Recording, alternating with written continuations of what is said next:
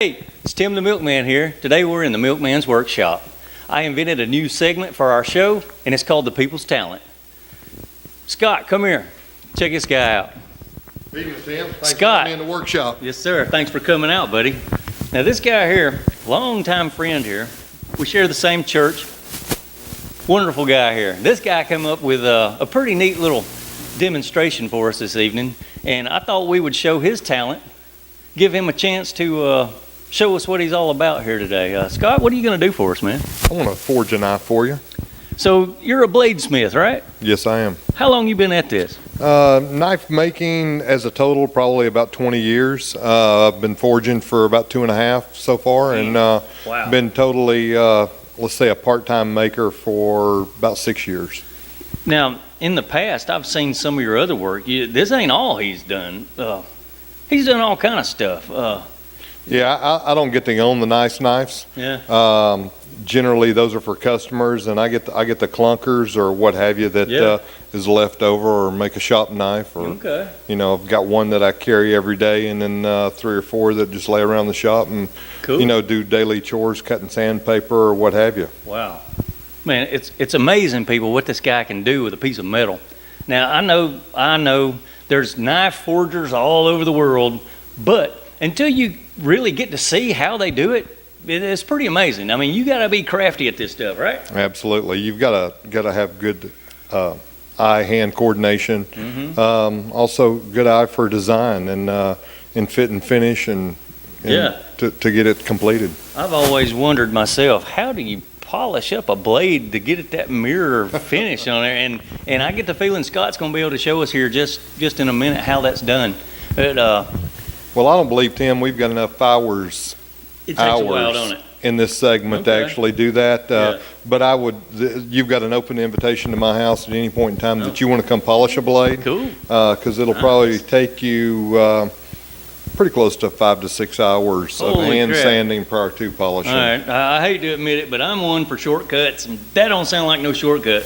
You don't No. take shortcuts with this stuff, do you? No, I don't. Wow. Yeah, I could imagine looking at your display of blades you brought with here to show us. Yeah, give us an idea with this Well, display here. You start out on the left-hand side over here. Mhm. This is a raw piece of bar stock Okay. that's bought up in the Northeast. Now, And is that got to be a certain type of metal? it does. You're looking. I forge with only straight carbon steels. That means that the only added element other than iron is carbon. Okay. All right. All So right. this is considered high carbon. It's 0.8% carbon by weight. Okay. Yeah, Of the okay. overall bar. So the carbon is actually what gives you the hardness. Mhm. It gives you edge retention in the full 9 yards, and you'll see, and we may explain going through the whole heat treating process. Yeah, So, right. Okay. every knife is only as good as the heat treatment that's done on it, Wow. Okay. period, right? It has nothing to do with everything else. And then you would go to these 2 knives. That's what your end result after you forge the bar down. Mm-hmm. These 2 knives have been normalized through 3 cycles, Okay. which actually allows the steel to relax, because you've actually hammered in a tremendous amount of stress into the steel during the whole process, so you want it to relax, all the molecular structure in it to just, so it will stay straight. All right, he's getting technical with me. That's a bit much for me. I'm looking at a rusty old blade here that he's hammered on, and I'm going, wow, okay, I could do that. I mean, it'd probably take me 6 months to do that and get that shape to it, but how long does it take you to get to this point? 30, 45 minutes. Okay, wow, not Yep. bad. Okay. And then the next step over there, you're talking add an hour or so to that, to get it refined, to get your shape refined. And these are hidden tang knives where you've got to actually file away for a guard and fit that up. That is pretty time consuming, because you're truly filing it away. Wow, Okay. Yeah. And then just all these 5 here are in process. Full tang knife, 3 hidden tang knives here, and then another full tang knife. Wow. After that, I'm really digging the shape of that blade there. Yeah. that's actually the first knife I forged under tutelage of a gentleman with the Georgia Custom Knife Makers Guild. Okay. And that's why it looks so good for a first knife, I assure you. Okay. Nice. And man. that took me probably 3 hours to forge that knife. Really? Because one, I didn't know how to swing a hammer yet. Okay. You were learning, right? Absolutely. Wow. Now you've been into it for a while. Right. And I've seen some of his work, and you'll get to see him go at it here in a minute, and we'll get him to pound on some metal here shortly. But now let's move on up to a handled knife blade here. Look at that. Dude, okay, so any particular place you get the wood from to do this? That's actually desert ironwood. There's out of the southwest. They have it growing, and it makes a fantastic knife handle. Wow. It has its own natural oils in it. Yeah. That one still needs to be buffed. It's not a completed knife. It's probably got another hour's worth of work left on it. That's Absolutely. not a complete knife. That is not a completed Wow, knife. man. One, it's not sharp. It doesn't have a sheath, Okay. and the handle doesn't quite pop. Gotcha. Okay. It pops to me. I don't know.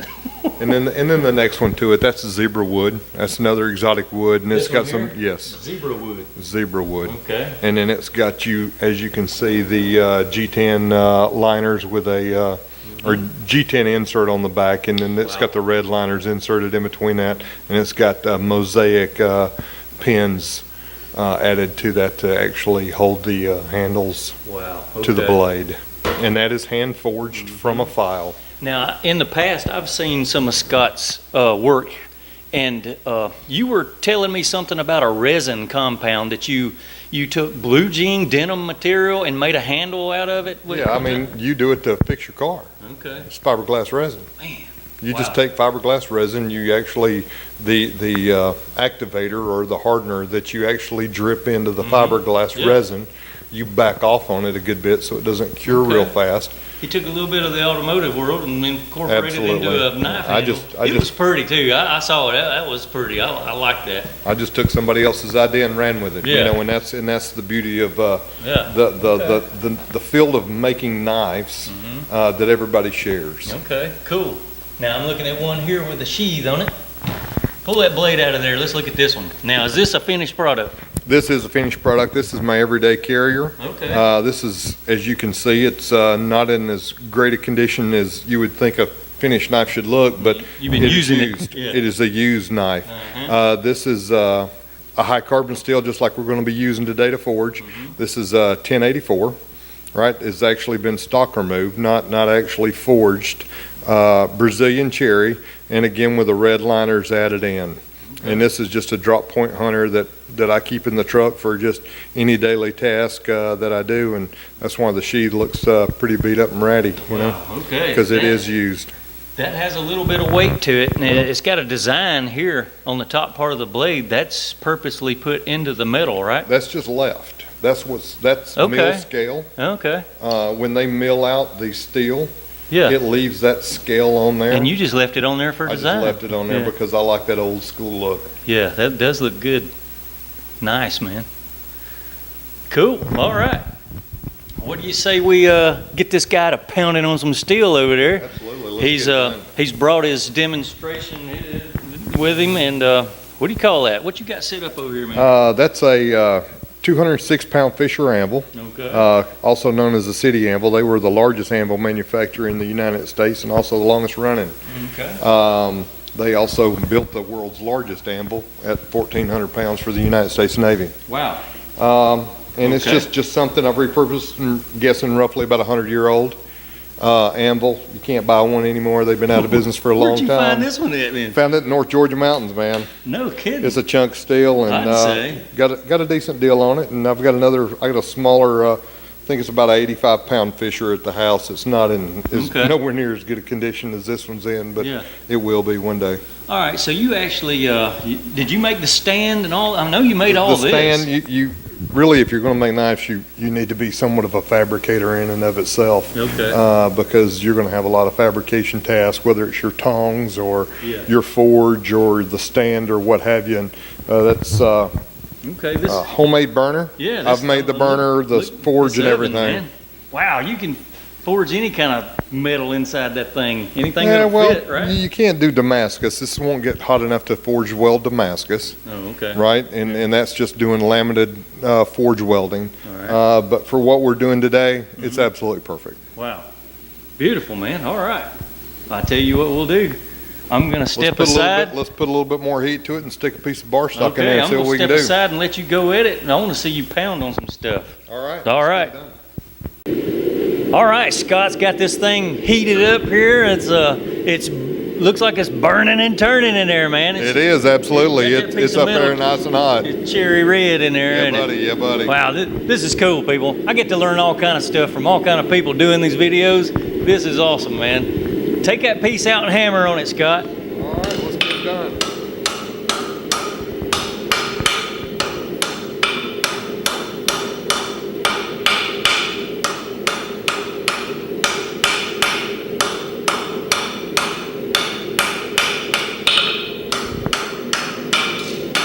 Now, do you have a shape in mind already when you start hammering on that? Oh, absolutely. Okay. Really, all I'm doing right now is just trying to establish the point on it. Okay. And then we'll come back on the next heat, right, and get it where it needs to be.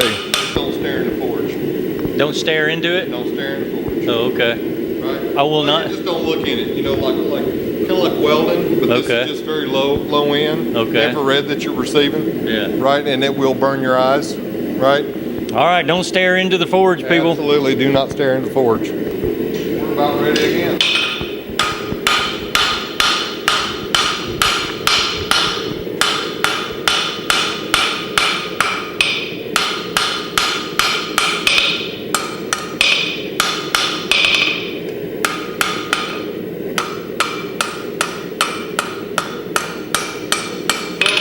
Like that I was actually tapering it down, and what I was doing was actually adding a distill taper to the back side. This right here is going to be the spine of your knife. Okay. Right? Looks like, well, why is it pointing back down, Scott? Right? You'll see later on it'll come right on around for us. All right? Mm-hmm. So what I've done is just actually add a slot taper, check flatness. Okay. Right? And Get back in, keep your work flat. back into the fire. Or you're always going to work to keep it flat. Okay. This next step that we're going to take out, and we're actually going to bend the knife somewhat around the horn of the anvil. All right. Right? And this is because we're on the primary bevel that we're going to hammer in on the blade, because there's two bevels on a knife. One is your cutting, right? That's your secondary bevel. Right. That's your cutting edge. But the primary bevel is what we're doing here. We're forging in that. And as you do that, you're actually stretching the steel along the blade's edge, right? So you actually curl the blade down, so then when you start hammering, it'll straighten out. You'll see what I'm talking about. Wow. Okay. I know Ken, this is out of Yeah. just a little bit. Yeah, I have no clue yet. You'll get an idea exactly what I'm talking about. All right. Oh, yeah, I see. He's curving it that way. I thought he was going to lay it flat and curve it over there.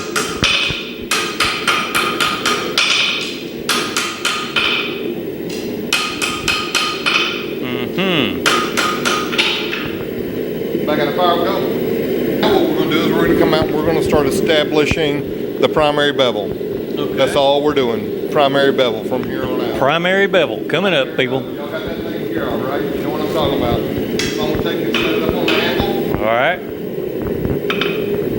Say that's a good spot right there.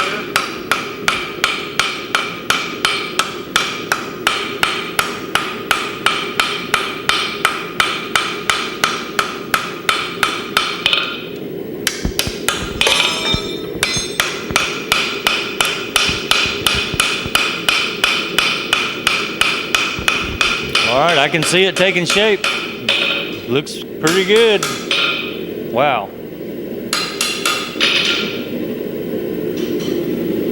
We're going to start on the other side this time, just to make sure that we have our hammer blows even. From what I understand, you teach people in your basement I do. how to forge their own blades at your house, right? Absolutely. Wow. Now, do you charge a fee? I can come out there and... I do. Yeah. You know, I mean, if somebody wants to come in, I mean, literally complete, you know, a $300, $400, $500 knife. Right, There's yeah. a fee. We're going to take it out and we're going to straighten it up a little bit, right? As far as straightening this out the blade. Okay. As you're looking down it.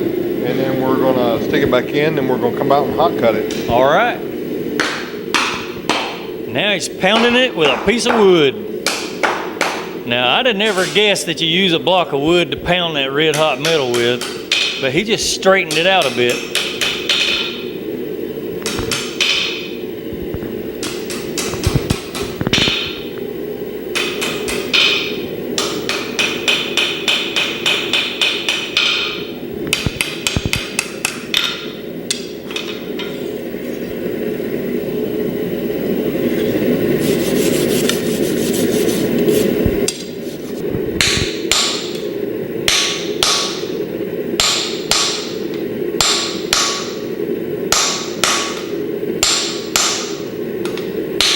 All right, he got that hot enough to where he can cut it.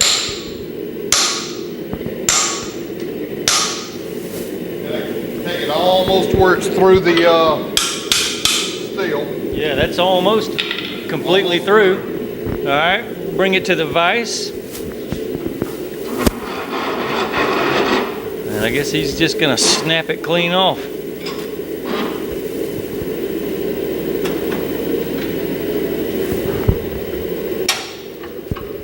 All right, there we have it. A blade. Now we're going to draw all this out into a handle. Okay. Now he's going to draw it out into a handle.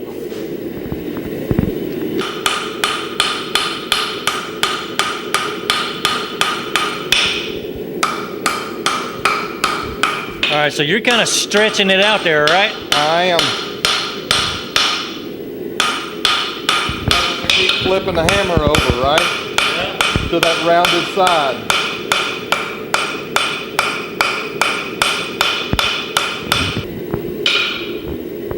Now he's going to do some fancy shaping. He's pounded it into a round bar stock here. Put a little curve in it, looks like.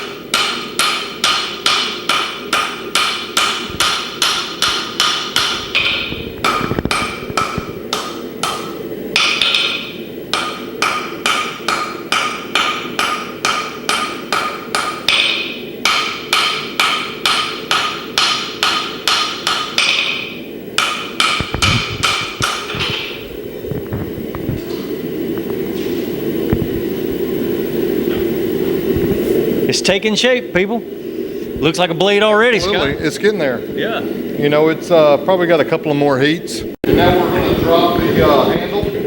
Okay. Right, we're going to set it He up says, on that all rod. right, he's going to put a curve in it, I guess.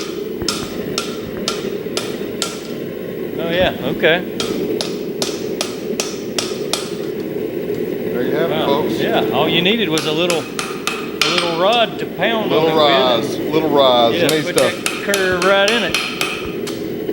And if you always hit it straight, it'll be straight coming back out, but that's pretty much finished. You know, it's close, Yeah. right? Close to what you're going to finish up forging. You would flatten out your back spine a little bit, get that little hump out of there, right? And that's all we're going to do is just do it back over here, smack it with our wood and clean it up a little bit. But, All right. you know, she's close. She's close to being a completed knife, That is cool. right? That's very interesting, Scott. Wow. Yeah. I'm done. Now what we would do, let's say that I'm completed with all my adjustments. I'm really happy with how straight it is, how long it is, you know, in the full 9 yards, how much taper, how much handle I got in the full 9 yards, right? I'm satisfied with it. Okay. And I'm ready to stop working on it in the forge. All right. I'm going to send it through 3 normalizing cycles. Normalizing is another heat treating process, right? I'm going to stick it in the forge. I want to bring it till it's non-magnetic, like we talked about earlier, right? Okay. Steel becomes non-magnetic when it gets to its lower transformation temperature, All right. okay? And I want to let it air cool. And you know just exactly how long to leave it in there, right? No, I don't know exactly how long. That's why there's a magnet on the side of my anvil, Uh-huh. right? So I'm Gotcha. going to take that magnet and I want to run the Right. blade across that magnet to see if it attracts it, right? Okay. And I want to get it where it's a good even heat all the way over. So it Interesting. can relax. It'll just relax in the air, right? In still air, no blowing air, Yeah. right? Okay. Do that 3 times, all right? Stick it back in one more time, right? And then I will take and actually soak this knife in a bucket of ash. And ash. Ash, Okay. pot ash, just comes out of your stove, right? Out of a potbelly stove, just wood burning stove. Okay, does ash. it makes it cool down real slow? Real slow, Okay, right? gotcha. So I'll bring it back to that lower transformation temperature right. again. For we're going to anneal it, and this is annealing it, and that's the way you anneal it for the type of steel because of its carbon content. There's hyper and hypoetictoid, right? And this is hypoetictoid. This is 0.8% carbon or less. Anything higher, you have to do actually a slow heat in your forge. Hypotictoid. Hypoetictoid. Gotcha.